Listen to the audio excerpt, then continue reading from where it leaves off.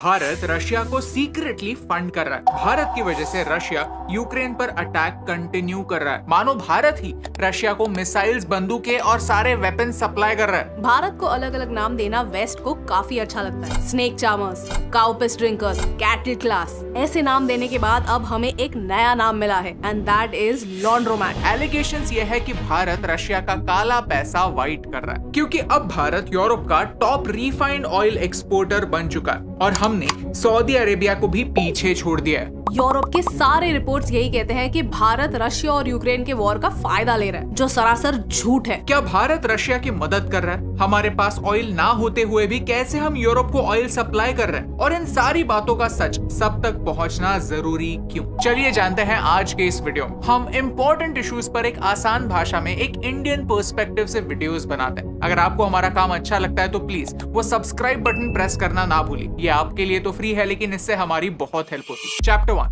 भारत के ऊपर attacks. Centre for research on energy and clean air CREA ने कुछ दिनों पहले एक रिपोर्ट पब्लिश किया, जिसमें उन्होंने एक सही पॉइंट रेज किया कि यूक्रेन पर अटैक करने के बाद वेस्टर्न देशों ने रशिया से डायरेक्टली ऑयल इंपोर्ट करना बंद कर दिया, लेकिन वो इनडायरेक्टली रशिया से ही ऑयल ले रहे हैं। हो रहा है ये कि कुछ देश रशिया से क्रूड ऑयल इंपोर्ट करते हैं, उन्हें अपने देश में रिफाइन करते हैं और फिर यूरोप और दूसरे वेस्टर्न देशों को बेचते हैं। वेस्टर्न देश कहते हैं कि जैसे ब्लैक मनी को व्हाइट मनी बनाने की प्रोसेस को मनी लॉन्ड्रिंग कहते हैं, वैसे ही इस वॉर मनी को लीगल और एथिकल दिखाया जा रहा है। ये रिपोर्ट कहता है कि यूरोपियन यूनियन भारत से हर दिन 3,60,000 barrels of refined fuel purchase करता है, और भारत ये सारे पेट्रोलियम प्रोडक्ट्स लाता कहाँ से है? हमारे पास खुद का ऑयल तो है नहीं। असल में भारत के थ्रू यूरोपियन देश रशियन ऑयल ही इंपोर्ट कर रहे हैं। इसमें गलती किसकी?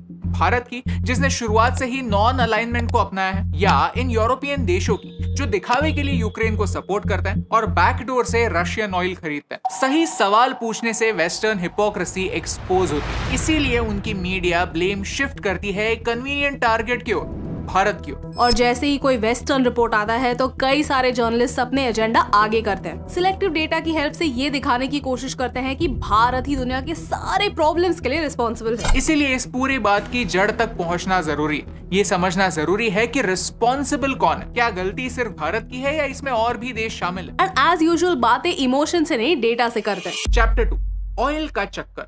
भारत एशिया का सेकंड लार्जेस्ट रिफाइनर है।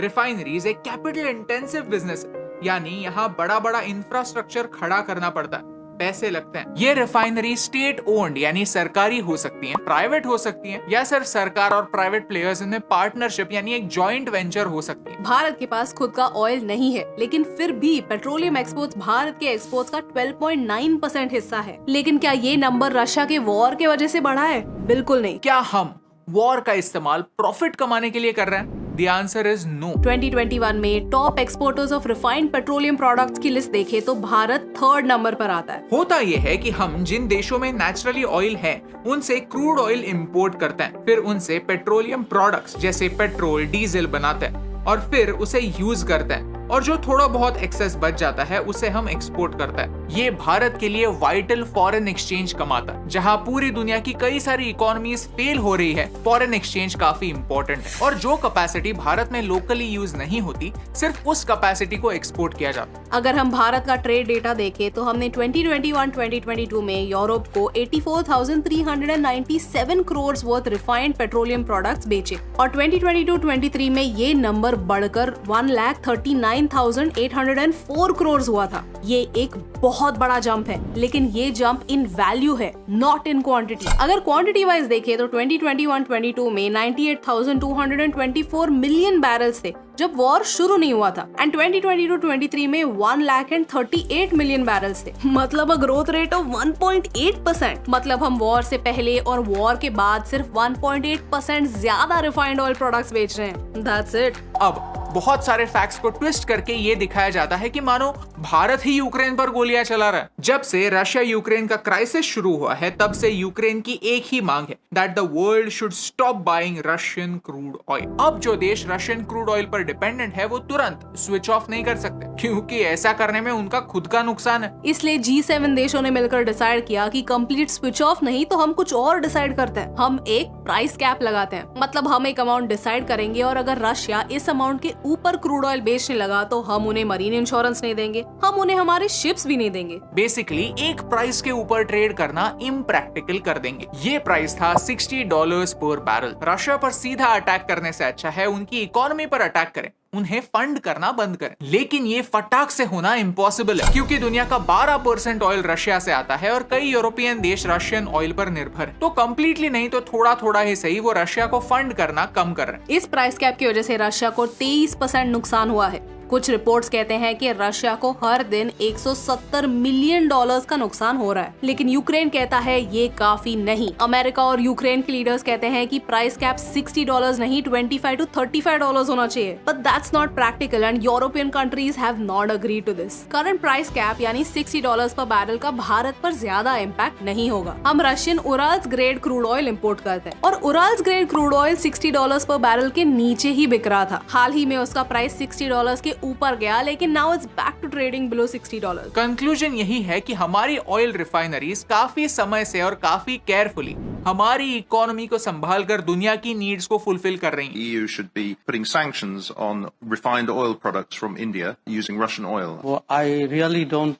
see the basis for your question because my understanding of the council regulations is that if Russian crude is substantially transformed in a third country, then it's not treated as Russian anymore.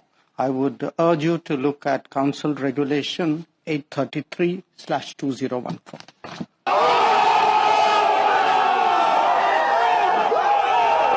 Chapter 3 Russia की idea. Bharat तो है diplomatic, लेकिन Russia actual में एक war लड़ रहा है। उनका इंटरेस्ट किसी भी रूल को फॉलो करने में है ही नहीं। इनफैक्ट उनका तो काम ही ये है कि रूल्स और रिस्ट्रिक्शन से बचकर निकले, और इसके लिए वो अलग अलग तरीके इस्तेमाल कर रहे हैं। फॉर एग्जाम्पल, गतिक नाम की एक कंपनी है जो मुंबई में खोली गई है। फाइनेंशियल टाइम्स ये क्लेम करता है कि पिछले 1 साल में इस कंपनी ने 61 पुराने टैंकर्स खरीदे और फिर उन्हें रशियन ऑयल ट्रांसपोर्ट करने के काम में लगा दिया। वेस्टर्न एक्सपर्ट्स मानते हैं कि इस कंपनी को रशियन ऑयल जायंट रोसनेफ्ट ने शुरू किया और टैंकर परचेज फंड की। इस कंपनी की वेबसाइट अंडर कंस्ट्रक्शन है। रजिस्ट्रार और कंपनीज में इसके कोई रिकॉर्ड्स नहीं है।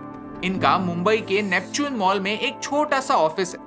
इंडियन एक्सप्रेस ने ये रिपोर्ट किया है कि ये ऑफिस हमेशा लॉक्ड रहता है। ये सारी बातें काफी सस्पिशियस हैं। इंफॉर्मेशन छुपाने के लिए उन्होंने वेस्टर्न इंश्योरर से इंश्योरेंस भी नहीं खरीदा। जब भी आप कोई चीज इंपोर्ट करते हो तब जो प्राइस आप देते हो वो 2 टाइप की हो सकती है, FOB या फ्री ऑन बोर्ड या CIF that's cost insurance freight. FOB मतलब सेलर आपको सिर्फ शिप तक डिलीवरी देगा, शिपिंग कॉस्ट इंश्योरेंस वो आपको भरना है on top of the cost price. CIF मतलब सेलर आपको आपके देश तक प्रोडक्ट्स लाके देगा। और भारत के ऑफिशियल्स कहते हैं कि वॉर के बाद रशिया अपने क्रूड ऑयल को CIF बेसिस पर भारत में डायरेक्टली डिलीवर कर रहा है। That means they choose the tanker, they choose the insurance. हम यही चाहते हैं कि जस्ट बिकॉज ये कंपनी भारत में है, वेस्टर्न देश ये कंक्लूजन ना निकाले कि भारत सरकार रशिया की मदद कर रही, इंफॉर्मेशन छुपा रही है और रशिया को चुपचाप सपोर्ट कर रही है, नहीं तो हम पर सेकेंडरी सैंक्शंस लगने के चांसेस। चैप्टर 4 भारत का पर्सपेक्टिव। वॉर को सपोर्ट करना कंप्लीटली गलत है, लेकिन एक देश है जो ओपनली वॉर को सपोर्ट भी करता है और उनके अगेंस्ट एक्शन लेने की कोई भी हिम्मत नहीं दिखाता, और वो है चाइना। चाइना आज रशिया का सबसे बड़ा ट्रेडिंग पार्टनर है। CRA की रिपोर्ट पर पहले पेज पर यह कहा गया है कि EU और G7 देशों ने कई देशों से रिफाइंड ऑयल के इंपोर्ट्स किए। इन देशों में China, India, Turkey, UAE, Singapore शामिल। चलिए देखते हैं कि इस रिपोर्ट के अंदर का डेटा क्या कहता है। इस चार्ट में आपको वेस्टर्न हिपोक्रेसी साफ साफ दिखती है। Bharat anyway refined petroleum products export करता है। ये भारत का टॉप एक्सपोर्ट प्रोडक्ट रहा है कई सालों के लिए। इस चार्ट में भी देखें तो सबसे ज्यादा जंप चाइना ने रिकॉर्ड किया है। चाइना के एक्सपोर्ट्स ऑलमोस्ट डबल हुए हैं। फिर भी किसी भी न्यूज आउटलेट ने इस बात को हाईलाइट नहीं किया। सारे ट्वीट्स और सारा अटेंशन सिर्फ भारत पे ही आ रहा है। चाइना रशिया से $190 बिलियन के गुड्स खरीद रहा है। $190 बिलियन US, जहां की भारत का रशिया के साथ सिर्फ $41 बिलियन US का ट्रेड। चाइना का रशिया के साथ ट्रेड 5 टाइम्स ज्यादा है, लेकिन फिर भी सारे लेक्चर्स सिर्फ भारत के। सेकेंडरी सैंक्शंस का थ्रेट चाइना को कोई नहीं देता। अगर चाइना को किसी ने सवाल पूछा तो चाइना उल्टी थ्रेट देता है। चाइना ओपनली कहता है कि रशिया और चाइना की फ्रेंडशिप में देयर आर नो लिमिट्स, लेकिन चाइना को कभी कोई क्रिटिसाइज नहीं करता।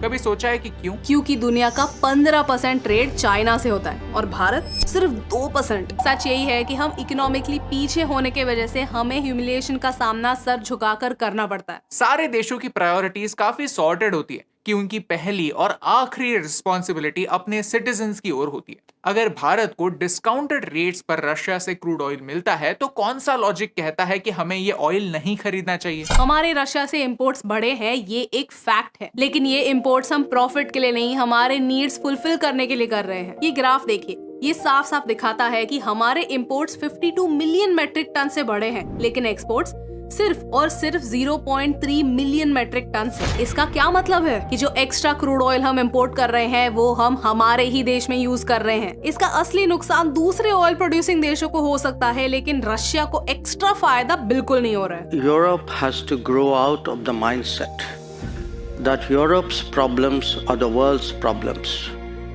But the world's problems are not Europe's problems. इस एटीट्यूड की प्राइस आज नहीं तो कल उसे चुकानी ही पड़ेगी। द लॉजिक इज सिंपल, हमारे देश की रिस्पॉन्सिबिलिटी हमारे सिटीजन्स की ओर है, हमारा इन्फ्लेशन कंट्रोल करने की ओर है और हमारी प्रायोरिटी यही होनी भी चाहिए। जापान ने भी यही किया। वो G7 का एक हिस्सा है, लेकिन फिर भी उसने प्राइस कैप से निकलकर रशिया से ऑयल परचेज करना अपनी देश और इकोनॉमी के लिए ज्यादा बेहतर समझा। वो प्राइस कैप के ऊपर जाकर रशियन ऑयल खरीद रहे हैं, लेकिन जापान एक लॉन्ड्रोमैट नहीं है, वो पुतिन का वॉर फंड नहीं कर रहा है, वो तो सिर्फ अपनी इकोनॉमी का ध्यान रख रहा है। सिमिलरली पाकिस्तान ने भी रशिया से डिस्काउंटेड ऑयल परचेज करने की परमिशन अपने एलाय और जियोपॉलिटिकल लवर यूएसए से ली है। लेकिन इन दोनों देशों को इस डिसीजन के लिए इंटरनेशनली कोई क्रिटिसिज्म फेस नहीं करना पड़ता। गुस्सा तब आता है जब ये सारी लेक्चरबाजी सिर्फ भारत के लिए रिजर्व्ड होती है। अगर आपको इस वीडियो से वैल्यू मिली, कुछ नया सीखने मिला, तो हमें सोशल मीडिया पर फॉलो करना ना भूलिए, because as we always say in geopolitics there are no permanent friends, only